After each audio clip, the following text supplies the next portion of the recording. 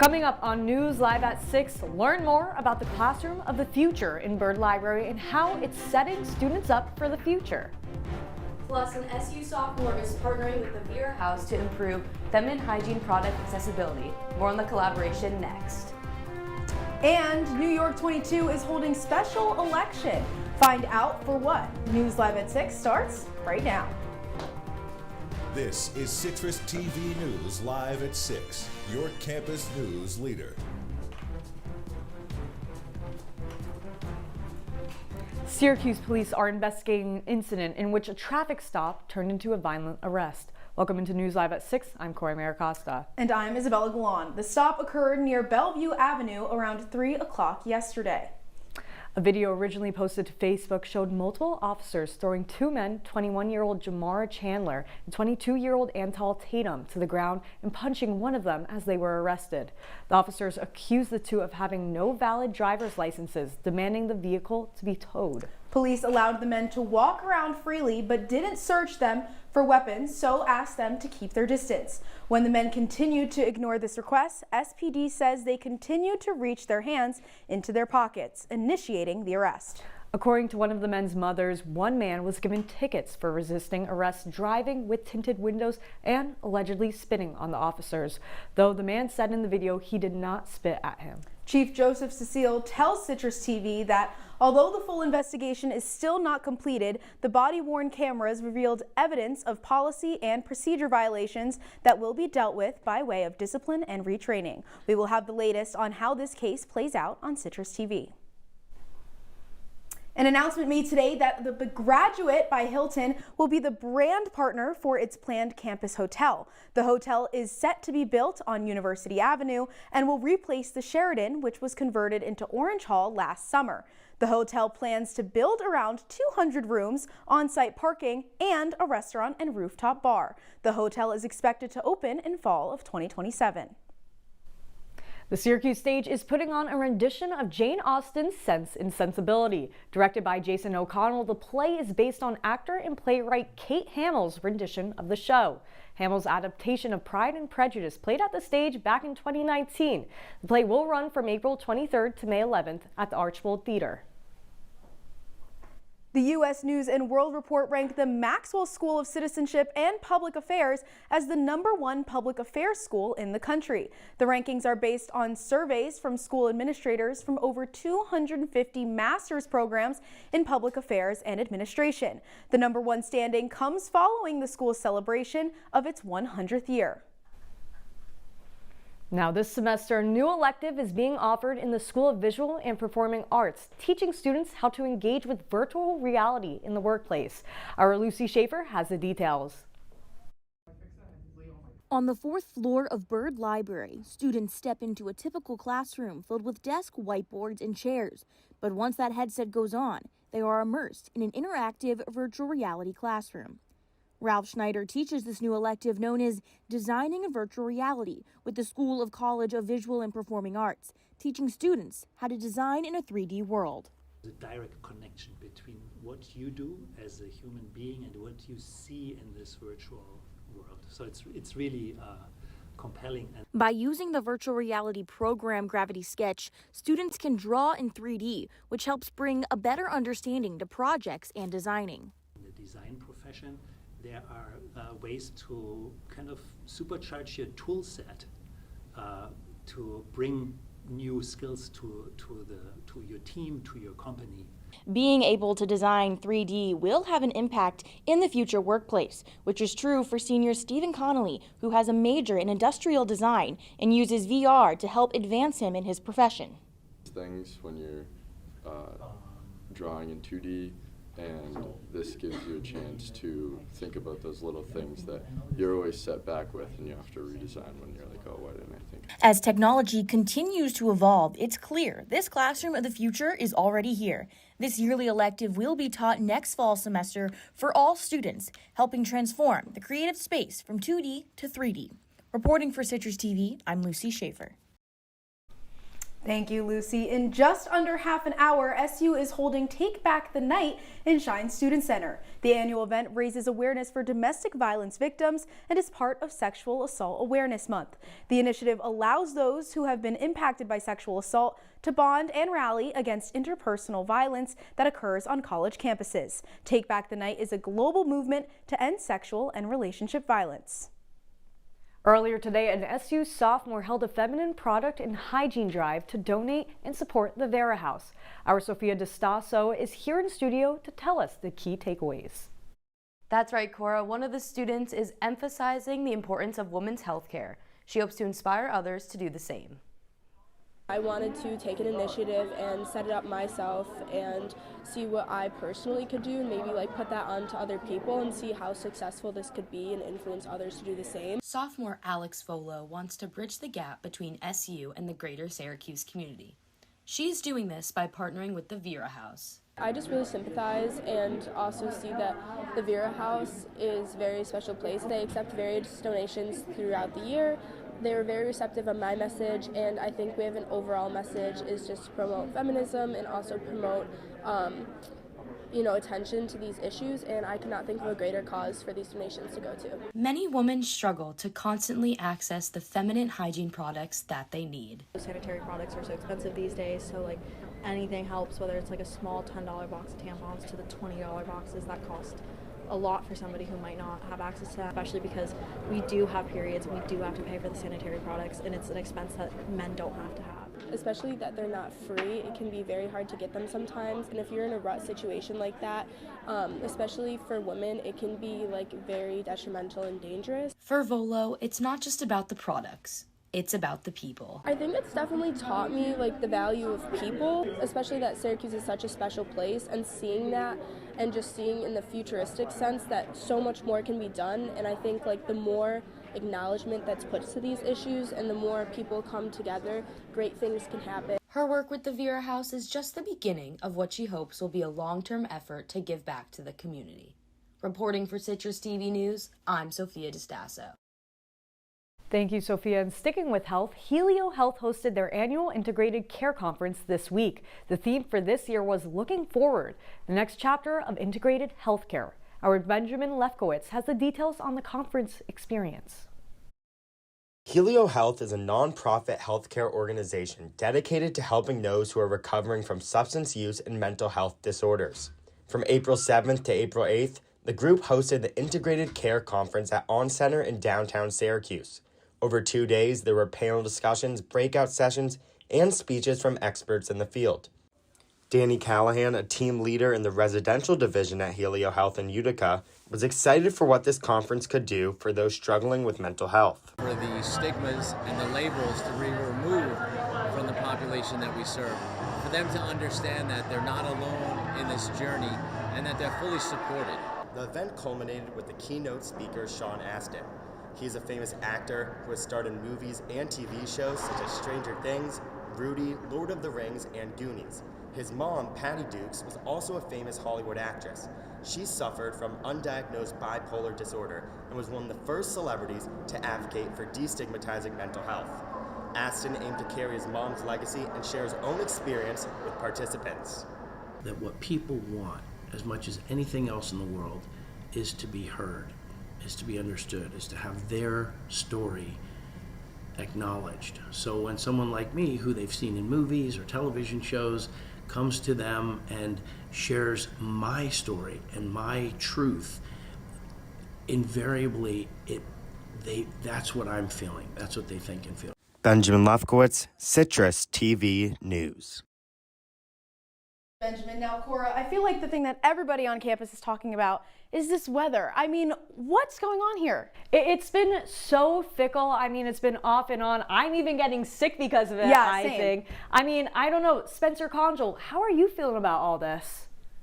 Well, this is just classic Syracuse weather. I've been here for 21 years, and I feel like this is the epitome of Syracuse. It'll be snowing, it'll be raining, and luckily this weekend it'll be pretty nice. Right now, 42 degrees, kind of chilly, definitely still raining out there, feels closer to 36. As we move into this evening, temperatures are going to drop down to 36. So luckily not cold enough to see some snow, but still a little chilly. There is a 50% chance that this rain continues throughout the evening. We'll see how that pans out. There is supposed to be some rain tomorrow, but I'll have more on your full 5-day forecast in just a little while. Until then, Bella. Thank you, Spencer. I sure hope that rain does go away, though. The Syracuse Police Department has approved their drone-first response program despite privacy concerns. The drones will be used for city surveillance and hope to improve quality of life within the Syracuse community. The program will start with a 1-year trial and will be reassessed to see how effective it was. The drones will not pick up sound, and a website will show where they are being deployed to. Now, a water main break is shutting down West Division Street. It's closing downtown. The 100th block of the street closed yesterday for the city to make repairs to the pipes. Detours will now direct traffic to Solar Street, West Kirkpatrick Street, and North Getty Street. Officials say residents may experience some water service disruptions. And looking behind us at the traffic cam, it looks pretty clear for the most part. Again, there is that rain, Bella, right there. Yeah. So a lot of these drivers are driving slower than normal, just to be cautious about that. Yeah, that's definitely something you want to look forward to. The roads do look a little bit slippery. We can start to see the shine on some of the lights that are going through, but overall traffic is moving pretty smoothly. It doesn't really seem to be any stoppage, at least from where we're looking at right now. Things look to be pretty good. And New York Senate's 22nd District will hold a special election following the resignation of State Senator Simcha Felder. Felder held the Senate seat for 12 years and will be taking a seat on the New York City Council. Governor Kathy Hochul issued a proclamation announcing the election will take place on May 20th. Supporters of Syracuse mayoral candidate Sharon Owens are attempting to have 2 of her opponents removed from the ballot. Backers filed paperwork focusing on removing community activist Alfonso Davis and police community engagement director Jimmy Oliver from the race, challenging petition signatures for the candidates. The Onondaga County Board of Elections will likely rule over the objections next week. And coming up on News Live at 6, the details on President Donald Trump's tax cuts and budget policies, what's been approved and who's backing them. Plus, the European Union's response to U.S. tariffs, their plan and their reasoning behind the move after the break. Welcome to an excellent episode of Live from Studio B.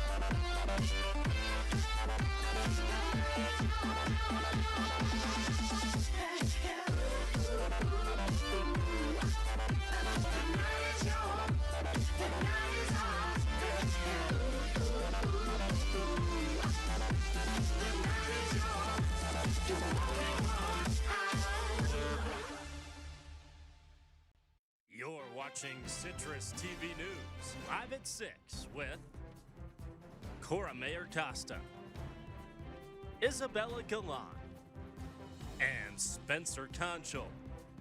And now, your campus news leader continues. Welcome back into News Live at 6. 6 people are dead following a helicopter crash on the New Jersey side of the Hudson River this afternoon. Officials say the crash killed all those on board. The Coast Guard has stopped traffic in the area as a safety zone has been established. The NYPD says to expect traffic delays near the West Side Highway caused by emergency vehicles. More details are still emerging. 5 members of the U.S. House of Representatives were on a plane that collided with another aircraft at Reagan National Airport this afternoon. Representatives Nick LaLota, Grace Meng, Adriano Espaillat, Richie Torres of New York, and Josh Gottheimer of New Jersey were on this flight. The American Airlines flight carrying the representatives made contact with a Republic Airways flight on the runway. The airline reported no injuries. This comes 2 months after an American Airlines flight collided with a Black Hawk helicopter over the same airport. And now to the latest in President Trump's tax cuts. His tax cuts and border priorities are one step closer to reality. This morning, the House of Representatives approved the Senate's budget's blueprint. The blueprint was narrowly approved by a vote of 216 to 214. 2 Republican representatives and all Democrats voted no. The agenda proposes steep spending cuts up to $1.5 trillion. The new budget would allow Trump to fulfill many items on his agenda. And the European Union announced a 90-day pause on its planned reciprocal tariffs to the United States. This comes after the EU says they would collect higher duties on U.S. tariffs, and President Trump says he would pause reciprocal tariffs on dozens of countries for 90 days. More than 75 countries contacted the White House hoping to negotiate trade policies. The EU has been hit by 3 sets of U.S. tariffs. The Trump administration is also attempting to implement a consent decree on Columbia University. Columbia is in the process of reinstating federal funding after the government canceled $400 million in grants and contracts. The decree can only take place if Columbia consents. If they fight in court, they would likely lose federal funding during the years the case will take place. Consenting to the decree would help them in the spotlight for campus politics. A prisoner swap freed a 34-year-old American citizen who was detained in Russia. While visiting family, Kensin Karlina was sentenced to 12 years of prison for treason in Russia. She was detained 15 months before being released today. She was swapped for Arthur Petrov, who was arrested on accounts of smuggling and money laundering. The exchange took place in Abu Dhabi. And coming up on News Live at 6, are we done with the snow for the season? I'll have the answer and your full 5-day forecast after the break. Jason, let's go see your room.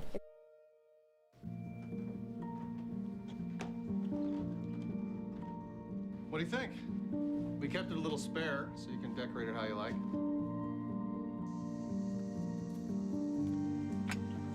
Dinner. Go. Excellent. Soccer is fun. Yeah, I saw you guys out there. We're the family. Yeah. Oh, I thought you were on my team. Wait.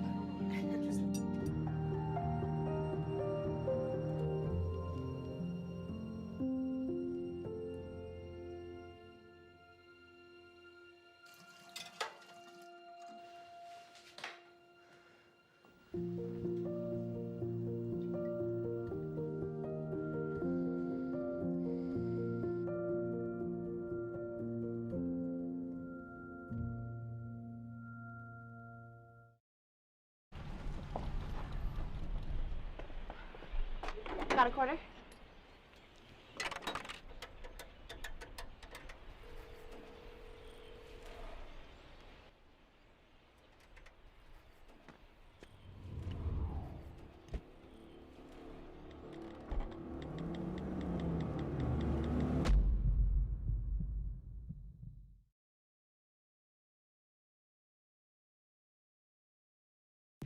From the Citrus TV Weather Center, this is SU's most accurate weather forecast.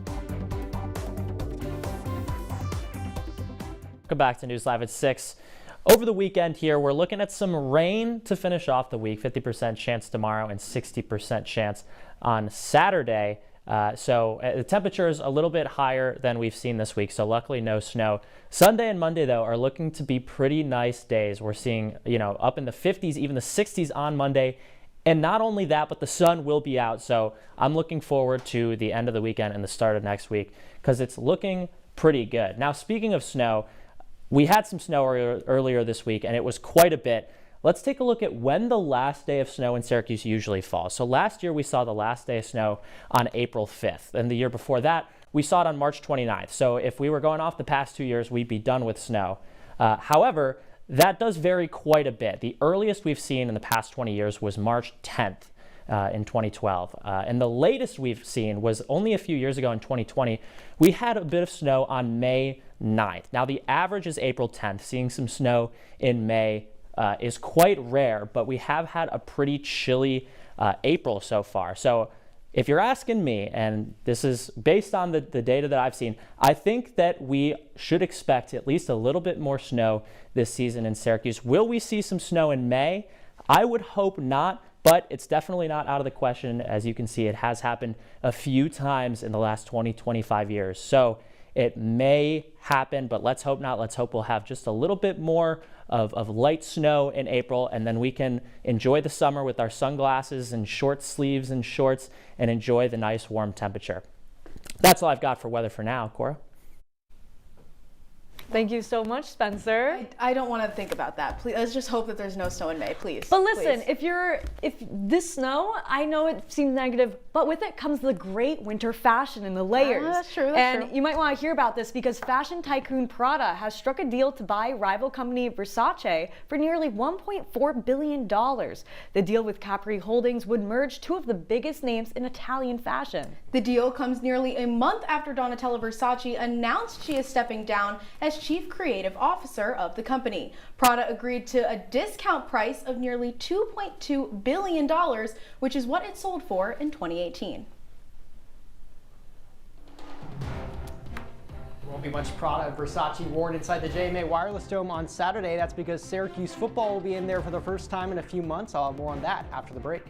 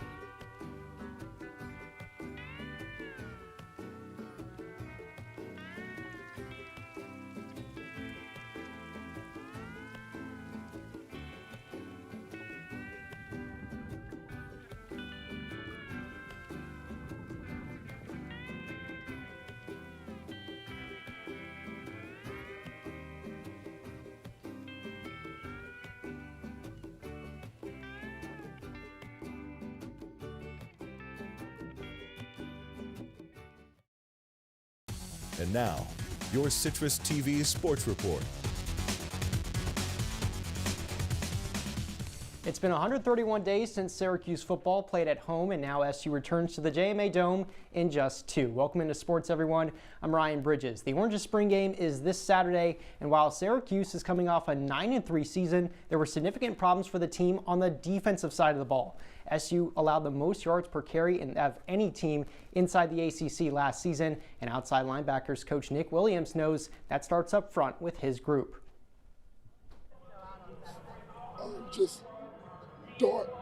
I'm looking for the defense to be extremely detailed, accountable, relentless, and tough. Communicate, get takeaways, and run to the ball. Yeah. Tackling. You got to get better at tackling. Thank you so much.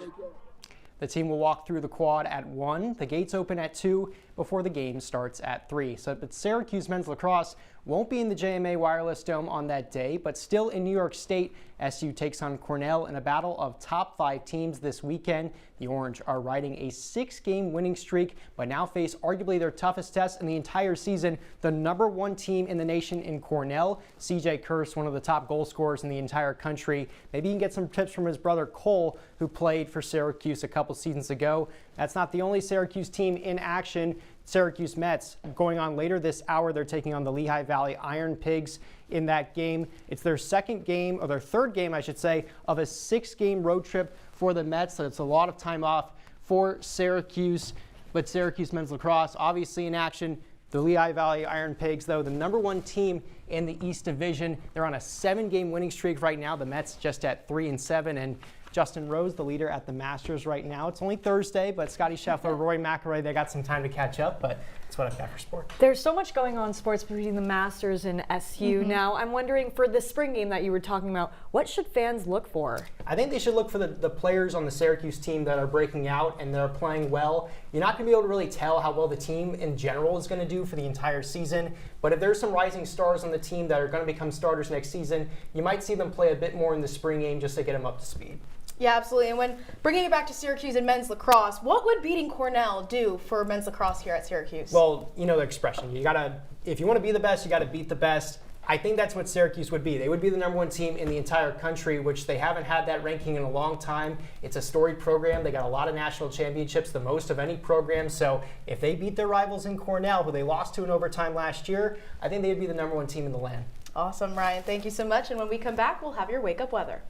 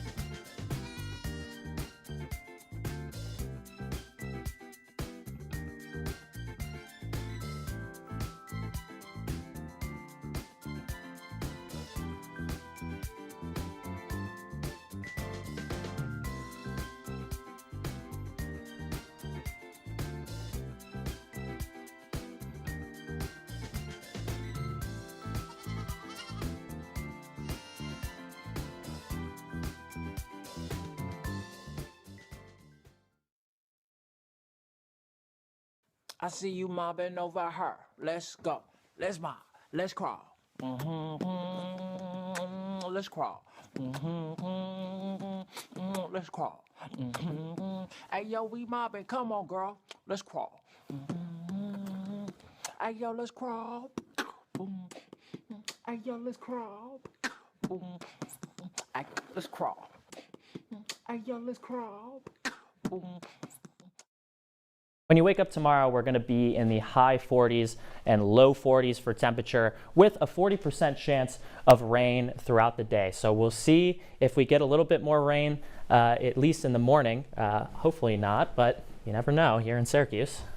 Well, you know what we do know is that basketball legend LeBron James now has his own Ken doll. And the NBA's all-time leading scorer is partnering with Mattel to kick off the company's Ken Ambassador series. I just think this is so amazing. And apparently it's an inch taller than the normal Barbies, which I think is very important. Barbie always pays such really good attention to detail. He has little Beats headphones with him. It's just perfect. Is there a basketball that comes with it? I don't know if it comes with the basketball, but I know it comes with a lot of his signature outfits, signature clothing. He has like his blue bomber jacket on, so I know a lot of fans are really, really excited. Yeah, I don't know. I don't know if you guys would buy one, but the goat a goat Barbie doll would be pretty awesome. It is $75. So okay, maybe not. What are your thoughts? Maybe not. An action figure? Yes, It's a Barbie. it could be Collector's an indication item. of his retirement soon. Is it limited? Could it? Do you know if it's limited edition? If he retires, potentially. Maybe, Okay, it could be. But I just wonder who the other ambassadors eventually will be in the True. future. Ooh, who would be your ambassador, Bella? Oh my goodness. I know there's someone. I don't know. Really? I don't know. I really don't. I'm not under too much pressure. But you know what? That's all we have for Citrus TV News live at 6 for this Thursday. Don't forget, you can follow us on X and Instagram at CitrusTV News. Now for the entire Citrus TV News team, I'm Cora Mayer-Costa. And I'm Isabella Galan. Have a great night, Syracuse.